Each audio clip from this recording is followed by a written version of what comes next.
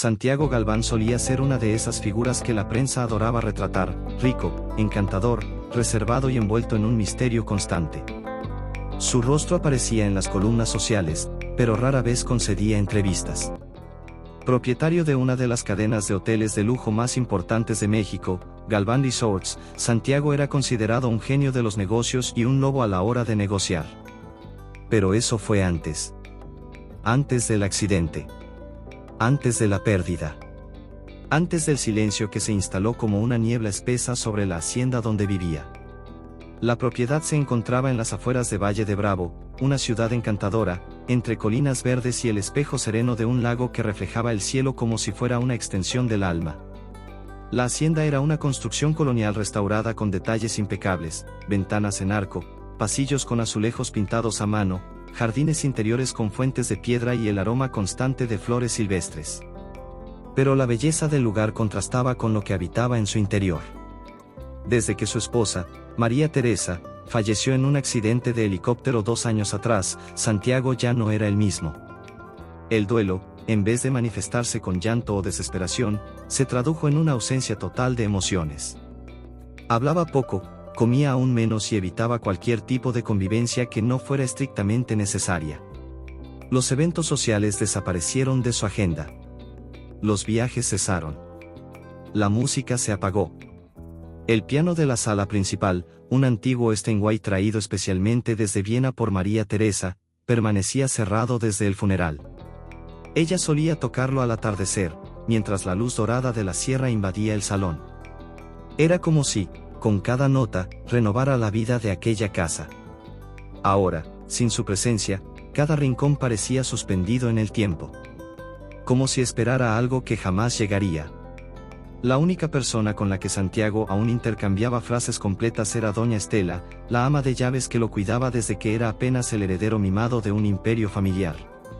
Era una mujer fuerte, de voz firme y ojos cansados. Aún así, mantenía una dulzura velada en cada gesto, como si hubiera aprendido a amar en silencio. Señor Santiago, necesita comer algo más que café y pan seco, decía, colocando la bandeja sobre la mesa de madera antigua, donde elogiaba informes sin realmente leerlos.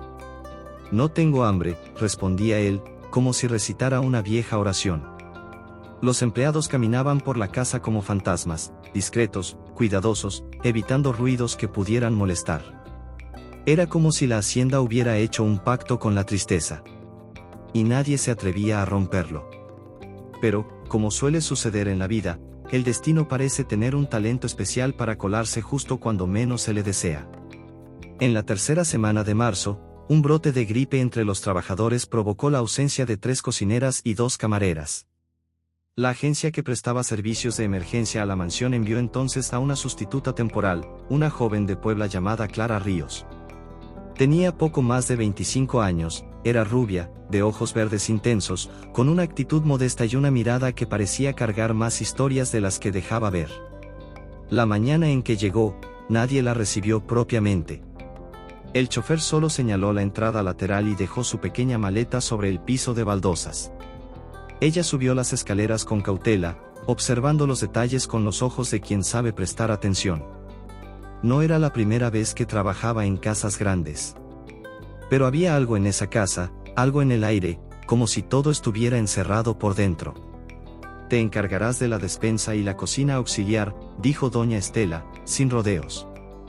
Haz tu trabajo, no intentes conversar con el patrón y nunca entres en la sala de música. Clara asintió, sin cuestionar. No era de las que hacían preguntas. Pero tampoco era de las que no observaban. En pocos minutos, comprendió que la casa, sí, era hermosa, pero sufría. Y quienes vivían en ella, aún más. La primera noche, mientras preparaba una sopa ligera en la cocina trasera, Clara comenzó a cantar. Era un hábito involuntario, casi una oración. Eligió una canción que su abuela solía entonar en las tardes de lluvia, La Llorona, con su melodía triste y a la vez poderosa. Su voz era suave pero firme, llena de alma. Lo que Clara no sabía era que Santiago, que pasaba por el pasillo lateral, se detuvo al oír los primeros versos. Su cuerpo se congeló. Esa canción. Esa voz. Ese dolor. María Teresa tocaba La Llorona cada vez que se sentía nostálgica.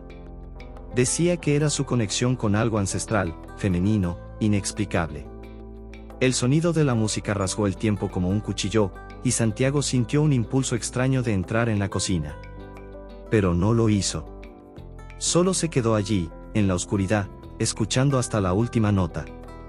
Esa noche, por primera vez en mucho tiempo, durmió sin tomar medicación. En los días siguientes, comenzó a notar a Clara. No de forma evidente, sino con esa atención silenciosa que solo quienes han vivido mucho saben prestar. Observaba cómo trataba a los perros de la casa, cómo lavaba los platos escuchando la radio, cómo recitaba fragmentos de poemas mexicanos mientras barría el patio de piedra. Ella era distinta. No era sumisa, pero sí humilde. No era llamativa, pero sí luminosa. Y Santiago, sin darse cuenta, empezó a esperar sus pasos en el pasillo. A escuchar sus cantos desde lejos. A buscar sus palabras, aún sin pronunciar las propias. La vida, en silencio, comenzaba a mover sus piezas. Y Clara, aún no sabía que su destino acababa de entrelazarse con el de un hombre que había olvidado cómo se sentía vivir. En el segundo día, Clara ya parecía parte del paisaje de la hacienda. No porque fuera invisible, al contrario. Su presencia era delicada, pero viva, como una flor que florece entre piedras. Tenía una forma silenciosa de ocupar el espacio, no imponía su existencia, pero tampoco se desdibujaba.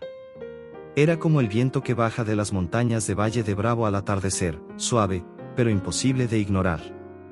Las otras trabajadoras, aún en recuperación, comentaban por mensajes que ella era diferente. Demasiado joven para ese tipo de trabajo, demasiado bonita para aceptar un salario tan bajo, demasiado educada para alguien que decía haber salido de Puebla con solo una mochila y una carta de recomendación. Pero Clara no parecía oír los murmullos. Ni mucho menos, importarse con ellos. Dormía en un pequeño cuarto en la planta baja, desde donde podía ver las montañas al amanecer. Pasaba las mañanas cuidando de la despensa y de la vajilla antigua que solo se usaba en ocasiones especiales, puliendo los cubiertos de plata con cariño, como si cada pieza tuviera una historia. Por las tardes, ayudaba con la preparación de las cenas, aunque Santiago casi nunca cenaba. Él seguía recluido. Aún leía los reportes de la empresa, aún mantenía contacto con los gerentes de las sucursales de Cancún, Tulum y Guadalajara, pero todo con la misma mirada apagada. Era como si siguiera vivo, pero ya no habitara su propio cuerpo. Hasta que, un jueves de cielo despejado y temperatura templada, ocurrió lo inesperado. Clara, como de costumbre, preparaba un té de hibisco con canela para doña Estela. Al pasar por el pasillo central, vio que la puerta de la sala de música estaba entreabierta. En ese momento estaba sola en la casa, salvo por Santiago, que supuestamente trabajaba en su despacho. La curiosidad ganó. Entró despacio, sintiendo el suelo frío bajo los pies. La sala era magnífica, techo alto, vitrales de colores en las ventanas, cuadros antiguos en las paredes y el famoso piano al centro, cubierto por una tela de terciopelo bordada. Clara se acercó como quien se acerca a un altar. Levantó lentamente el paño, pasando los dedos por las teclas. Tocó una nota. Luego otra. Y entonces, con el alma en la punta de los dedos, comenzó a tocar Estrellita, la melodía que había aprendido de niña con su abuela, en una versión lenta y sentida. El sonido se elevó como una oración olvidada. Santiago, que leía en el jardín, escuchó.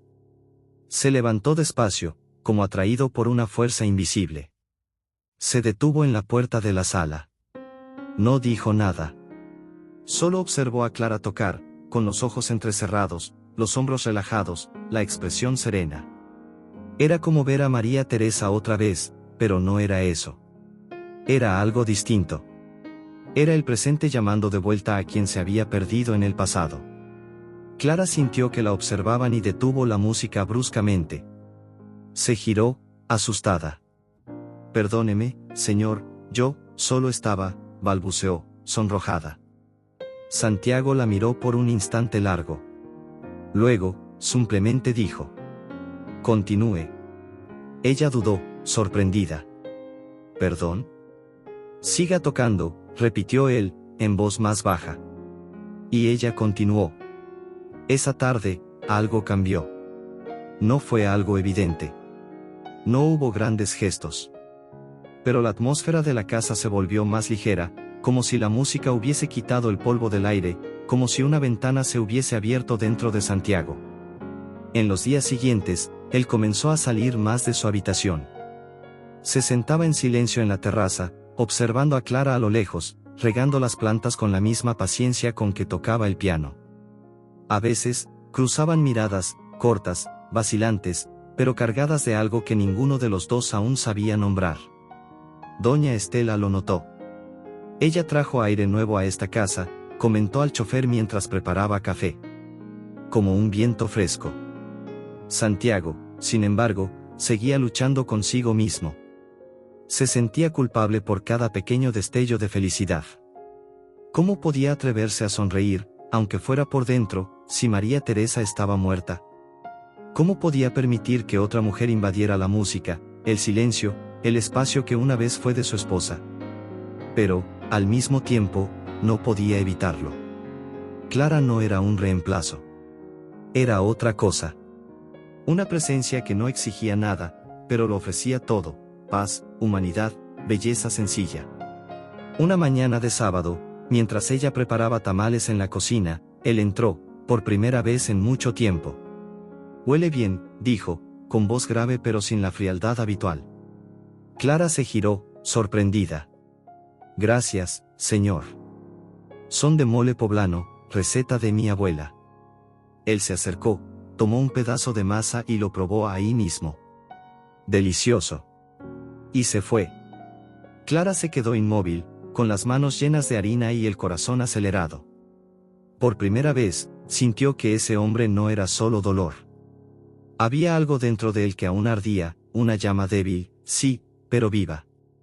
Esa noche, Santiago pidió que ella lo atendiera personalmente en la cena.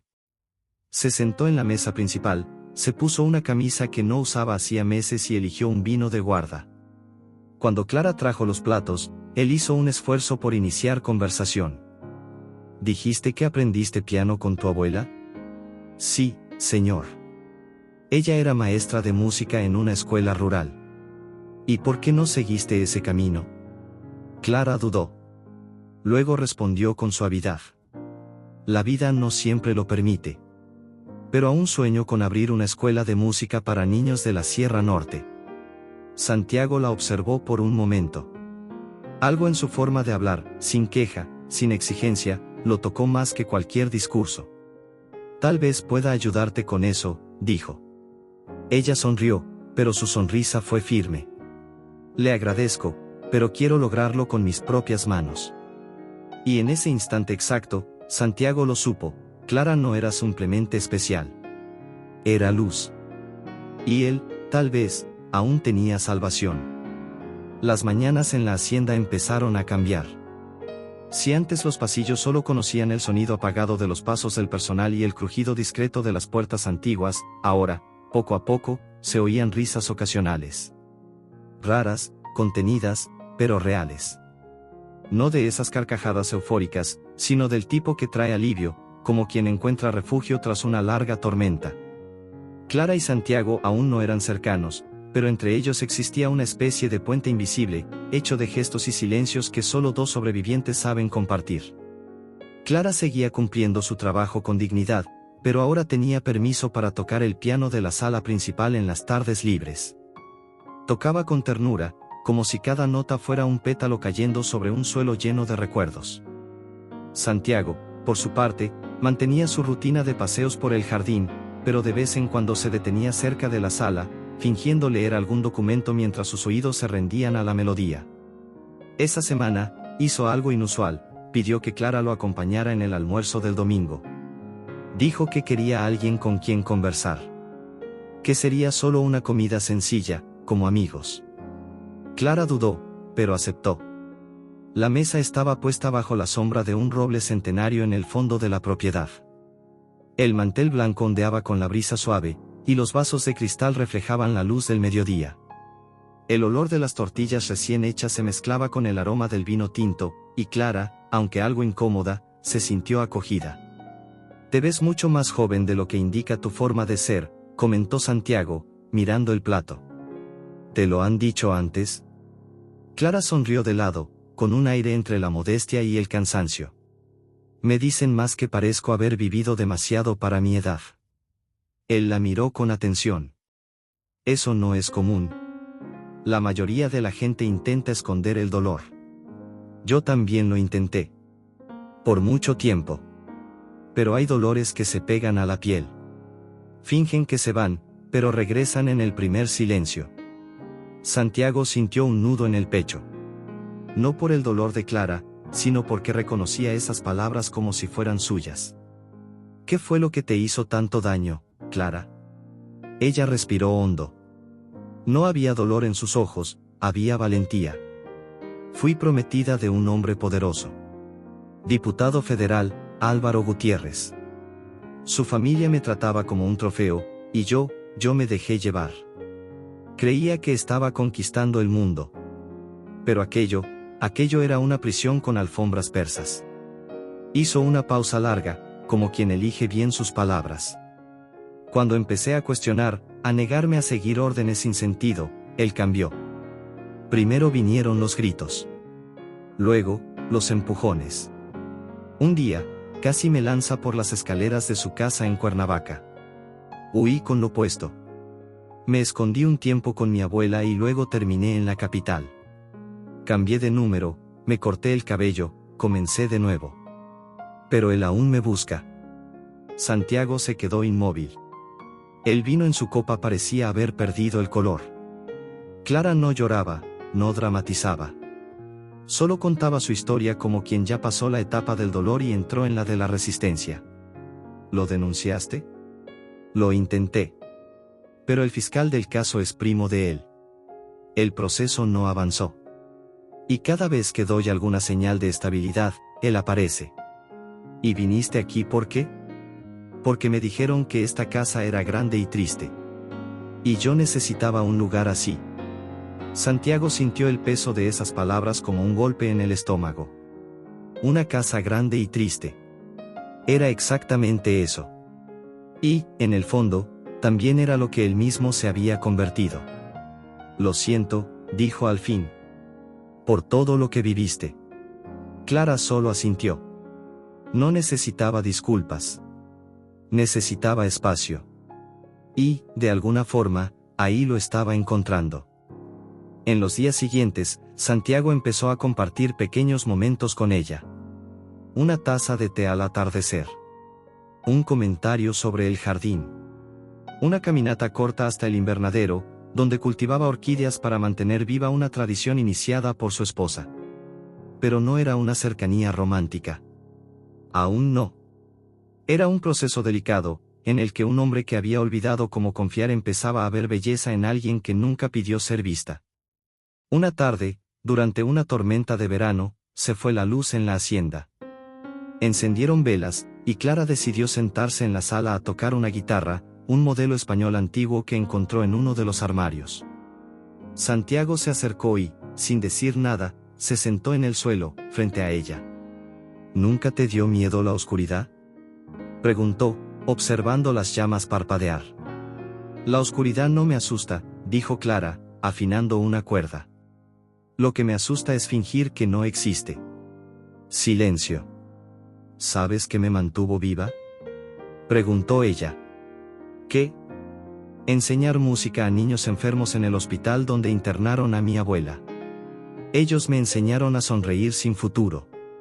Y a cantar sin saber si estarían vivos la semana siguiente. Santiago bajó la mirada. Pensó en María Teresa. Pensó en los conciertos que ella daba en ONGs y refugios. Pensó en cómo, al final, él nunca se involucraba. Siempre prefería donar dinero. Pero Clara donaba tiempo, presencia, alma. Esa noche, después de que ella subiera a su habitación, Santiago caminó hasta la sala de música. Levantó la tapa del piano. Se sentó. Y, con los dedos temblorosos, intentó tocar la melodía que había oído a Clara cantar durante la tormenta. Falló. Se detuvo. Lo intentó de nuevo. Desde su cuarto, Clara escuchó. Sonrió. No bajó. No interrumpió. Dejó que él reaprendiera, solo, a reconectarse con lo que había enterrado. En aquella casa grande y triste, dos corazones heridos empezaban a recordar cómo era vivir. La hacienda parecía respirar con más ligereza. Clara ahora formaba parte de la casa de manera definitiva. Ya no era una sustituta temporal. Ya no era invisible. Era como un árbol que por fin echaba raíces en tierra fértil, después de muchas tormentas. La convivencia con Santiago, aunque aún rodeada de cierta formalidad, comenzaba a adquirir matices de una complicidad discreta. Él empezó a buscar su presencia, con miradas, preguntas triviales, silencios compartidos. Y ella, sin darse cuenta, empezó a esperarlo en los pasillos, en los jardines, en las notas de las melodías que tocaba. Pero la vida, incluso cuando parece estarse reconstruyendo, arrastra bajo la superficie hilos sueltos del pasado. Y cuando menos se espera, uno de esos hilos tira de todo hacia el abismo. Era un lunes nublado, con la niebla bajando por las colinas y cubriendo la ciudad de Valle de Bravo como un velo. Clara ayudaba a doña Estela a organizar el comedor para un almuerzo que recibiría a algunos consultores de la cadena Galván. Santiago, aunque renuente, había aceptado abrir la casa para una reunión informal. Era una señal de que, tal vez, estaba listo para retomar parte de su vida profesional. A las 10:30 de la mañana, sonó el portón principal. El intercomunicador de la entrada sonó enseguida. Doña Estela, llamó Ramón, el chofer, hay un hombre aquí pidiendo hablar con la señorita Clara Ríos. Clara, que estaba acomodando copas de cristal, se congeló. ¿Cómo se identificó?, preguntó Estela. Dijo que es conocido de ella. Un tal Álvaro Gutiérrez. El nombre cayó como una cuchilla. Clara dejó caer una copa que estalló en el suelo.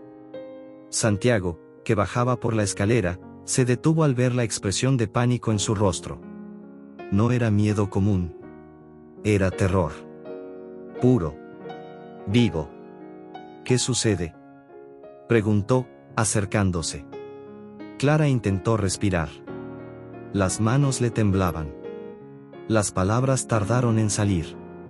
Me encontró. Santiago no necesitó preguntar quién. Ya lo sabía.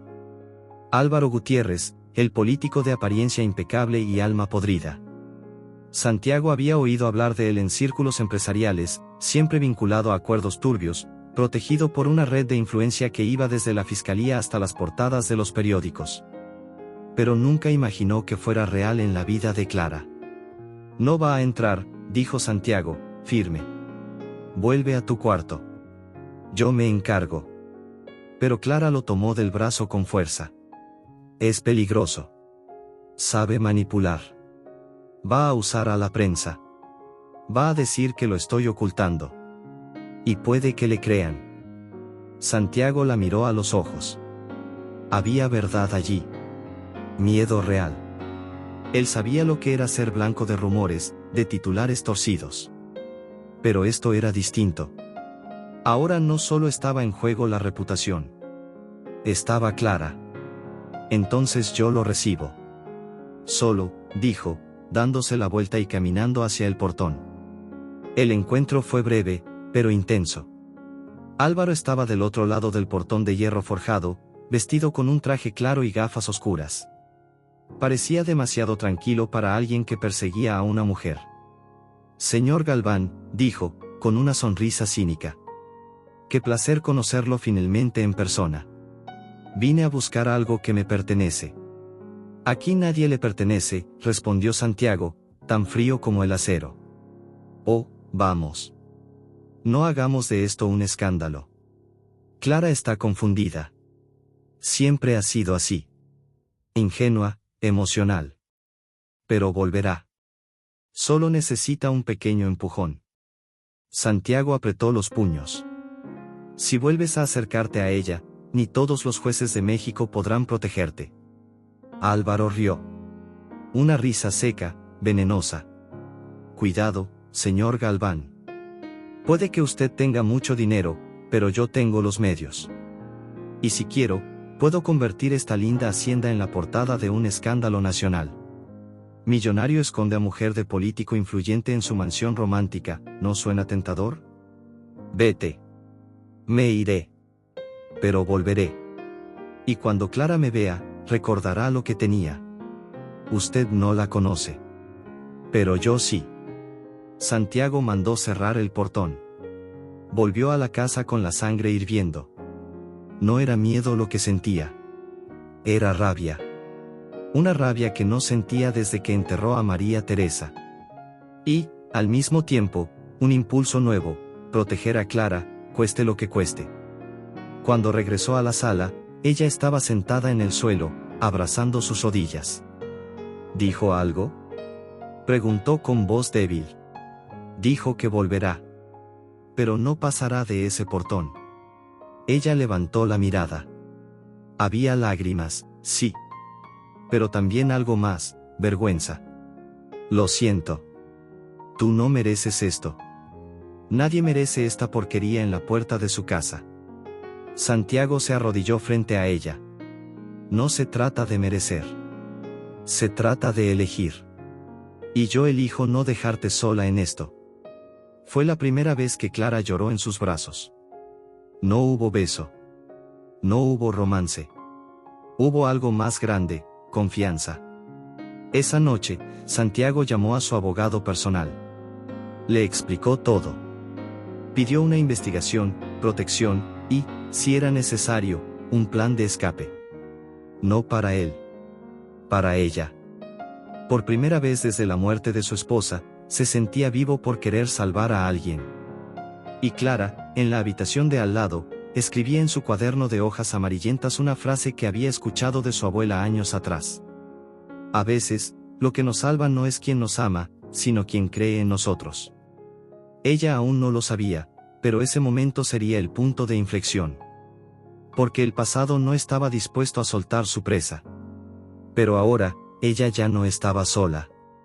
San Miguel de Allende parecía sacada de un sueño aquella noche. Las calles empedradas, bañadas por la luz ámbar de los faroles coloniales, estaban más concurridas de lo habitual. Autos de lujo desfilaban por las angostas callejuelas, deteniéndose frente al portón principal de una antigua iglesia convertida en salón de eventos. Era la noche del baile benéfico más importante del año, organizado por uno de los consorcios hoteleros con los que Galván Resorts mantenía alianzas desde hace tiempo. Por primera vez desde la muerte de María Teresa, Santiago había aceptado asistir. La decisión sorprendió incluso a los más cercanos. Durante años, había rechazado toda invitación que implicara público, prensa o vida social. Pero ahora, algo lo impulsaba. No era vanidad, ni estrategia empresarial. Era una mezcla incómoda de inquietud, deseo de presencia y una necesidad silenciosa de marcar territorio. Sabía que muchos estarían allí. Incluso rostros que preferiría no volver a ver. Llegó en silencio, con un traje oscuro y elegante, y portando una máscara veneciana negra que ocultaba parcialmente su rostro. Entró al salón con discreción, siendo reconocido apenas por algunos empresarios más atentos. El aire estaba denso, cargado de perfume caro, conversaciones comedidas y expectativas sociales. Santiago caminaba como un hombre atravesando ruinas de un pasado que ya no le pertenecía. Minutos después, Clara entró. Llevaba un vestido largo, de tela modesta pero perfectamente ajustado al cuerpo. El color era un azul profundo, que contrastaba con su piel clara y su cabello rubio recogido en un moño sencillo, del cual escapaban algunos mechones, como si el viento de la sierra los hubiera peinado. La máscara era sencilla, dorada, con pequeños detalles de encaje. No había ostentación en su imagen, había dignidad. Su entrada no fue acompañada de suspiros ni cuchicheos inmediatos. Pero, como en todo lugar donde hay ojos entrenados para juzgar, bastó una mirada atenta para que surgieran las preguntas. ¿Quién era esa mujer? ¿Por qué estaba allí? ¿Y por qué caminaba hacia Santiago Galván como si tuviera derecho a hacerlo? No hubo caricias, ni sonrisas de más. Solo una leve inclinación de cabeza cuando se encontraron en el centro del salón. Aún así, el gesto bastó para que las atenciones se encendieran como pólvora. La orquesta inició el primer vals. Las parejas se formaron y comenzó el baile. Un joven empresario se acercó a Clara y le ofreció el brazo con una elegancia medida. Ella aceptó. Sus pasos eran gráciles, pero había una leve tensión en sus hombros, no por timidez, sino por sentir el peso de tantas miradas. Santiago la observaba a distancia. No se movía. Solo la seguía con la mirada. Sentía una incomodidad nueva, como si el tiempo se le escapara.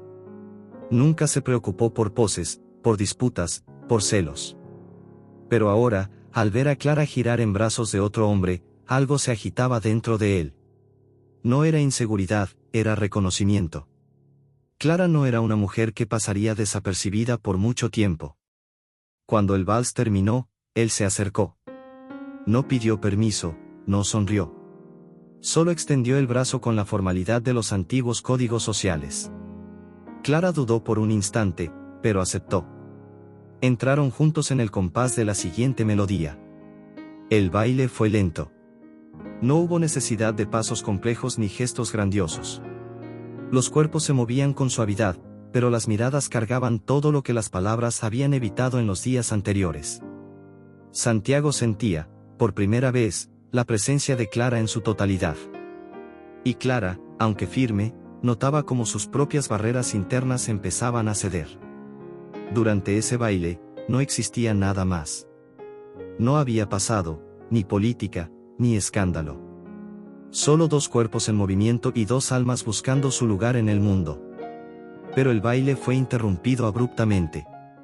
La puerta del salón se abrió con violencia. Un guardia intentó frenar la entrada de un hombre en traje formal, pero este cruzó como quien se siente con derecho.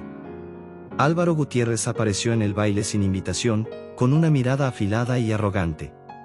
Su presencia fue como una cuchilla cortando la atmósfera. El salón enmudeció por instantes. Algunos lo reconocieron y se alejaron. Otros fingieron no verlo. Caminó hasta el centro de la pista, mirando fijamente a Clara. El gesto no fue agresivo, pero sí cargado de amenaza. No hubo gritos, ni insultos. Solo exposición. Y eso bastaba para destruir reputaciones. La tensión se volvió insoportable. Santiago se mantuvo al lado de Clara, sin reacción brusca. Pero el daño ya estaba hecho. La imagen de los tres en el centro del salón fue captada por más de un celular.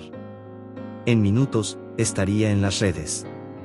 Y no como una historia de reencuentro o superación, sino como un escándalo político-social con tintes de adulterio, corrupción y disputa de poder.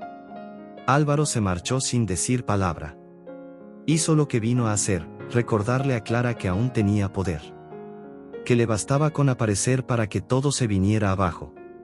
Santiago y Clara abandonaron el evento en silencio.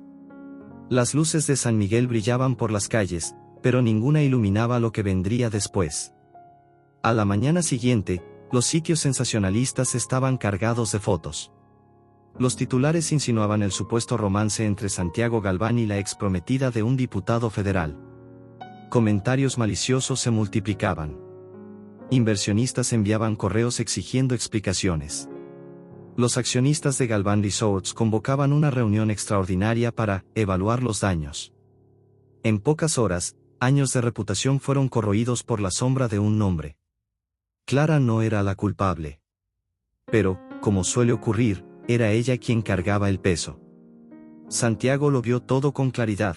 Proteger a Clara ahora significaba sacrificar lo que quedaba de su imagen pública. Y, sorprendentemente, eso ya no le importaba tanto como antes. Su mundo estaba en llamas. Pero, por primera vez, no quería huir. Quería luchar. Y Clara, al ver todo derrumbarse, comprendió que amar no era un refugio. Era un riesgo. El escándalo se había propagado como fuego en pasto seco. En cuestión de horas, Clara dejó de ser una empleada desconocida para convertirse en un rostro estampado en columnas de chismes, blogs sensacionalistas y programas matutinos. Su nombre era mencionado junto a adjetivos inventados, su origen escarbado como si fuera un crimen. La narrativa se moldeaba al gusto del público, una joven oportunista, un viudo solitario, un triángulo amoroso con tintes de traición política. La verdad importaba poco. Lo importante era el espectáculo. Santiago observaba todo con frialdad quirúrgica. No intentó desmentir, ni publicar comunicados. Sabía que, cuanto más se explica al mundo, más leña se ofrece al fuego. Los accionistas de Galván Resorts, sin embargo, no tenían el mismo temple. La presión aumentaba. Pedían una suspensión temporal de la presidencia. Sugerían que Clara fuera removida de la propiedad. Un comunicado de ruptura. Un sacrificio público. Cualquier cosa que protegiera el mercado. Pero Santiago se negaba a entregar lo que acababa de redescubrir. Entonces decidió desaparecer. Partió con Clara hacia una vieja cabaña en las montañas de Oaxaca, una herencia olvidada de su abuela, construida décadas atrás con madera robusta y piedra volcánica. La propiedad, escondida entre árboles densos y neblinas persistentes, no era conocida ni siquiera por los ejecutivos de la empresa. Un lugar donde la señal de teléfono era intermitente, y el internet, inexistente. El camino hasta allí era largo y lleno de curvas. El silencio dentro del coche parecía una extensión de lo que ambos llevaban por dentro. Clara traía en su equipaje solo ropa sencilla, un cuaderno y la guitarra que había encontrado en la hacienda. Santiago llevaba documentos, una botella de tequila añejo y libros que fingía leer. La cabaña los recibió como un animal herido acoge a otro, sin exigir palabras. Era simple, pero acogedora. Una estufa a leña, ventanas con cristales antiguos, una hamaca en el porche, el olor de la madera envejecida mezclado con hojas húmedas. El mundo, allá afuera, parecía lejano. Durante los primeros días, el tiempo parecía suspendido. Santiago despertaba antes del amanecer, preparaba café en silencio y observaba el valle desde la ventana, como quien busca respuestas en las montañas. Clara caminaba por el bosque cercano, recogía frutas, hacía pan con harina improvisada y tocaba melodías melancólicas que se perdían en el viento. La ausencia de ruido digital hacía que los ruidos internos cobraran más fuerza. Las culpas, los miedos, los duelos no resueltos. Ambos cargaban pesos distintos, pero igual de profundos. Santiago, pese a toda su fortuna, nunca había aprendido a lidiar con la pérdida. La muerte de María Teresa había congelado su afecto. Se había convertido en piedra, pero ahora, ante la presencia de Clara, esa piedra comenzaba a agrietarse. Clara, por su parte, empezaba a desarmarse poco a poco. El exilio la alejaba del juicio del mundo, pero también le arrebataba el control. Siempre había vivido a la defensiva, preparada para huir, esconderse, desaparecer. Ahora no había a dónde correr. Y el hombre a su lado, a pesar del poder, la fama y la fachada de control, era también un sobreviviente. Las tardes se iban entre pequeños rituales, la preparación de comidas simples, la lectura de páginas al azar, la contemplación de un cielo que cambiaba de color con un capricho casi divino. Santiago plantó menta en el jardín. Clara colgó cintas de tela en las ramas de los árboles, como hacía su abuela en tiempos de oración. Poco a poco, el lugar dejaba de ser un refugio para convertirse en un hogar. Había noches de silencio absoluto, en las que solo los grillos y el crujir de la leña llenaban el espacio. Otras veces, una risa se escapaba tras un error en la receta o una historia contada con ternura. Ninguno de los dos hacía promesas. Nadie nombraba lo que estaban viviendo. Pero ambos sabían que allí se construía algo, sin prisa, sin ruido, sin garantía. Mientras tanto, el mundo fuera de la cabaña ardía. La ausencia de Santiago en las reuniones aumentaba los rumores. Los competidores especulaban. La prensa sugería internaciones, huidas, desengaños amorosos. Algunos empleados leales a la familia Galván intentaban contener los daños. Pero el imperio sentía el golpe. Las ganancias caían. Socios se alejaban. La imagen de la empresa, antes sólida como una roca, ahora temblaba como un puente mal anclado. Y Santiago lo sabía. No era ingenuo. Pero, aún así, cada mañana elegía quedarse allí. Elegía a Clara. Elegía el anonimato. Por primera vez en años, la fortuna parecía irrelevante. No porque no tuviera valor, sino porque, en ese momento, su alma valía más. Al cabo de 2 semanas, la rutina en la cabaña ya no se sentía provisional. Clara volvía a respirar sin miedo. Santiago descubría la ligereza de vivir sin títulos. Juntos, habían creado un universo paralelo, pequeño, sereno, pero increíblemente poderoso. Pero la vida, siempre implacable en su precisión, no permite que las burbujas permanezcan intactas por mucho tiempo. Una mañana, al bajar por leña, Santiago encontró huellas de neumáticos en la tierra húmeda a la entrada de la propiedad. No había caminos por allí, ni tránsito, ni visitantes. Solo bosque. La huella fresca de un zapato caro confirmó la sospecha, los habían encontrado. Ya no había tiempo. La burbuja había sido perforada. La presencia de Clara en aquel lugar ya no era un secreto. La prensa regresaría. Los socios exigirían decisiones. La seguridad de ella estaría nuevamente en juego. El precio del amor había llegado. Y ahora, ambos tendrían que decidir qué estaban dispuestos a sacrificar para no perder lo que habían construido. El regreso a la hacienda no fue triunfal. Al contrario, tuvo el peso silencioso de quienes saben que regresan no por elección, sino por necesidad. Santiago y Clara cruzaron el portón principal sin ser vistos, bajo el velo discreto de una madrugada fría. El chofer de confianza los esperaba en el acceso lateral, mientras doña Estela había mantenido todo en orden durante su ausencia. La casa, sin embargo, ya no era la misma. Había tensión en los pasillos, desconfianza en los ojos del personal y un aire de que algo estaba al borde del colapso. Santiago había perdido el control mayoritario de la empresa. Durante su ausencia, una reunión extraordinaria del Consejo decidió limitar sus poderes ejecutivos. La justificación fue protocolaria: ausencia prolongada, impacto negativo en la imagen institucional, exposición pública. Pero la verdad era otra, una disputa antigua por el poder, ahora legitimada por el escándalo.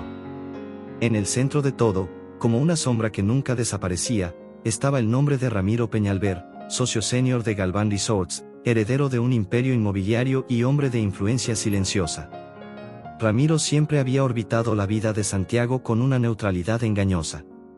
Un rostro constante en las galas, una mano presente en decisiones estratégicas, una voz disfrazada de conciliación. Pero ahora, en el momento de mayor fragilidad de Santiago, era él quien ocupaba el lugar de mando. Clara, consciente del riesgo que su presencia representaba, procuraba mantenerse en segundo plano. Limitaba su rutina a los jardines y a la biblioteca, donde encontraba refugio entre libros antiguos y muebles cargados de historia. Fue en una de esas tardes solitarias, explorando estanterías altas en busca de distracción, cuando encontró una caja de madera envejecida. Estaba escondida detrás de volúmenes polvorientos, como si alguien la hubiese colocado allí para que no fuera descubierta. La caja, cerrada con una pequeña traba de latón, cedió con facilidad. Dentro, había decenas de cartas. Algunas fechadas hacía más de una década. Otras, lo bastante recientes como para aún oler a tinta. Todas estaban firmadas por María Teresa, la esposa fallecida de Santiago. Las primeras páginas revelaban a una mujer sensible, llena de alma, que compartía pensamientos con un destinatario no identificado. No eran cartas de amor romántico, sino de desahogo, de dudas, de inquietudes que no se atrevía a decirle a su esposo. A medida que leía, Clara comprendió que María Teresa había empezado a sospechar de algo dentro de la empresa.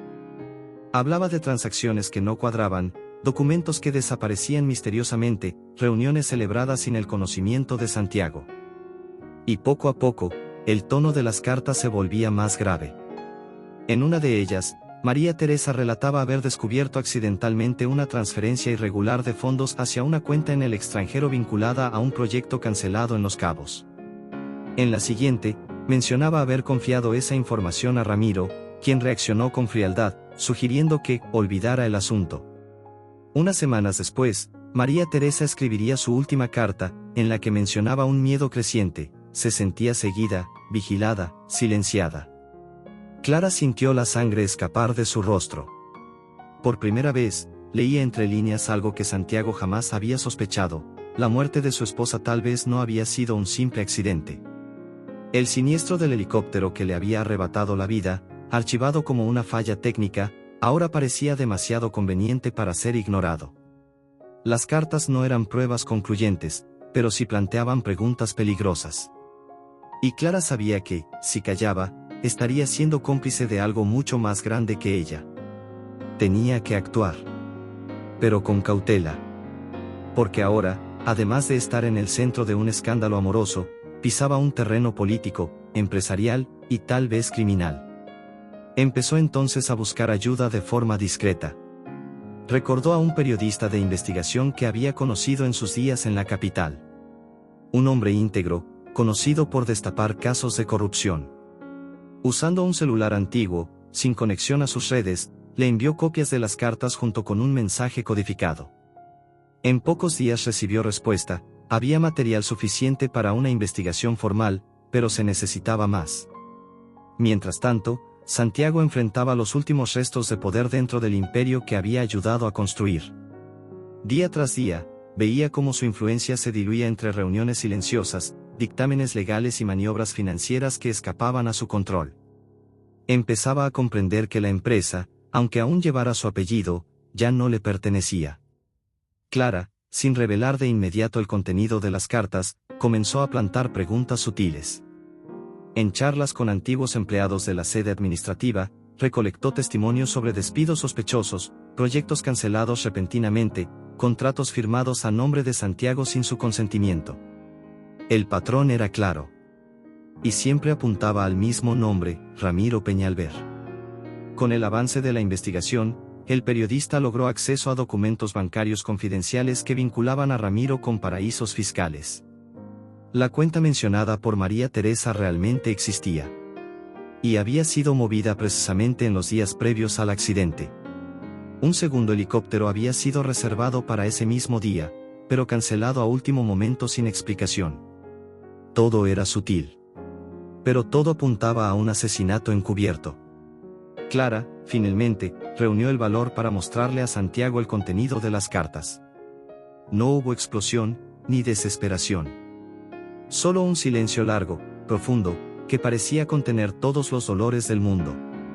Santiago no quería creerlo. Pero las fechas, los hechos, la lógica, todo gritaba la verdad. Por primera vez desde la muerte de María Teresa, lloró. No por el luto, sino por la culpa de no haber visto. Por la ingenuidad de haber confiado. Por el dolor de saber que la mujer que amaba murió rodeada de verdades que él había ignorado por comodidad. Esa noche, Santiago tomó una decisión. No huiría. No renunciaría. No aceptaría el olvido. Lo que estaba en juego ya no era su empresa. Era su dignidad. Y la memoria de la mujer que le enseñó que era el amor, y de la mujer que ahora le enseñaba que era el coraje. El pasado dejaba, por fin, de ser un fantasma. Y se convertía en una causa. La primavera llegó al centro de México con su espectáculo silencioso. Los árboles de la hacienda empezaron a florecer con intensidad. Los jardines, que durante tanto tiempo parecían olvidados, se llenaron de colores suaves y aromas de infancia.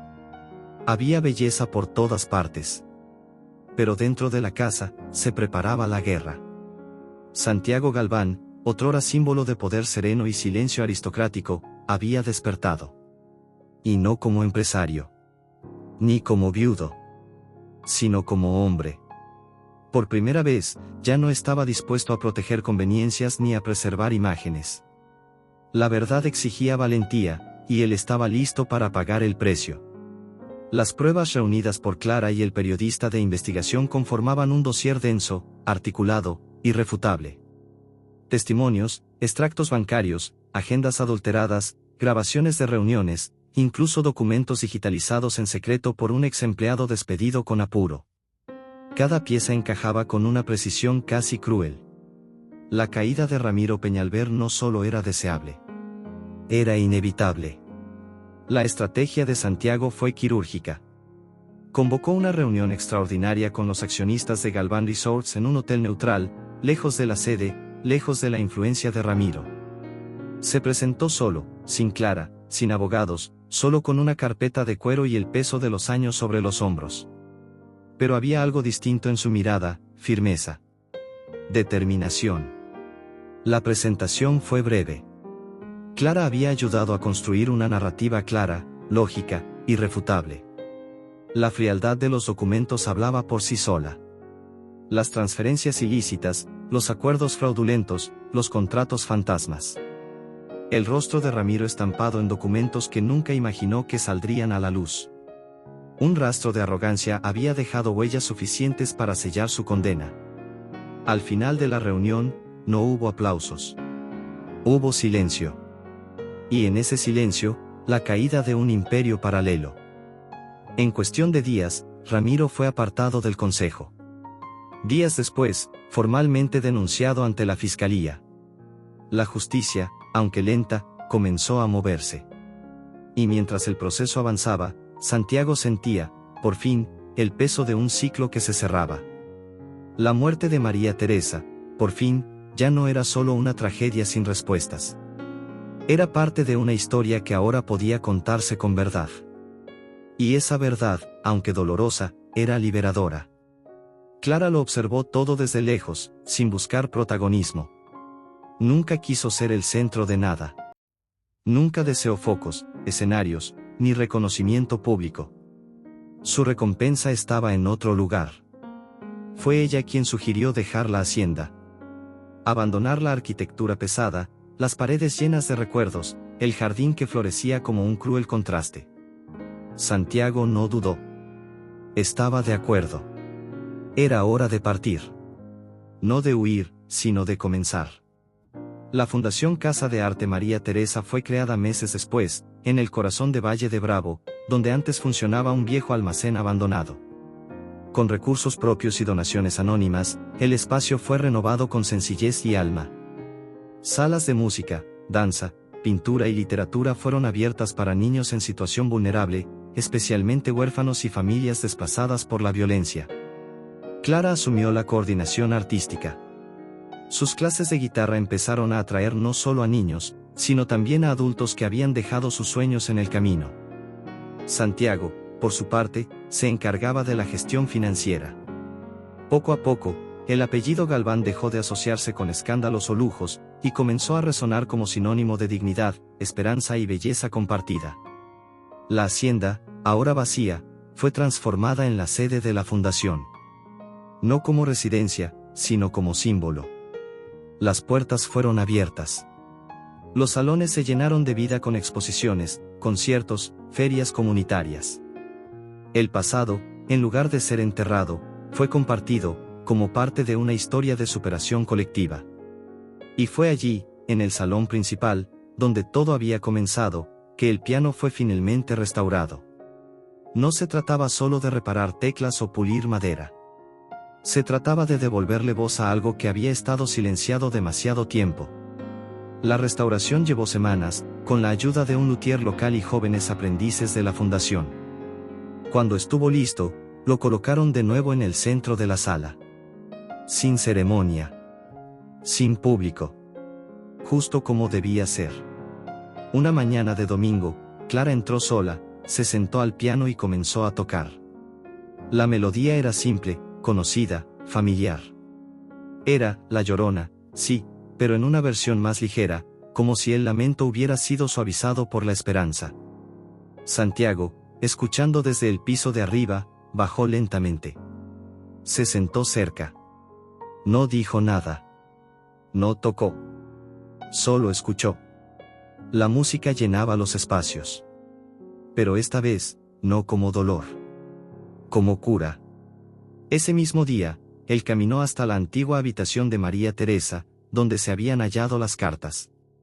Las guardó todas en una nueva caja de madera, la selló con cuidado y la colocó en el altar de un pequeño oratorio construido dentro de la fundación. No era una tumba. Era un testimonio. De que ella había existido. De que había luchado. De que, incluso después de la muerte, había sembrado algo que floreció. El tiempo pasó. Clara y Santiago nunca se casaron. Nunca lo necesitaron. La vida entre ellos estaba hecha de gestos, rituales, silencios compartidos y decisiones tomadas al compás. Eran compañeros. Cómplices. Dos que lo habían perdido casi todo, pero que se encontraron sin promesas y sin pretensión de eternidad. En la terraza de la fundación, una tarde, Clara observaba a un grupo de niños intentando tocar sus primeras notas en la guitarra. Desafinaban, se equivocaban, hacían ruido. Pero había alegría. Santiago los miraba de lejos, con una taza de té en la mano y el rostro sereno. Por primera vez en mucho tiempo, se veía a sí mismo no como sobreviviente, sino como un hombre completo. La justicia había llegado. Pero más aún, había sido superada. Porque el verdadero triunfo no estaba en los tribunales ni en los consejos empresariales. Estaba allí, en las notas de un piano restaurado, en las sonrisas de niños anónimos, en la certeza de que, a pesar de todo, siempre es posible empezar de nuevo. Y cuando el sol bajaba tras las montañas y los sonidos del día se apagaban, la melodía de un nuevo ciclo resonaba en la casa, tocada con dedos firmes y el corazón en paz. Era el sonido de la vida regresando, suavemente, a latir.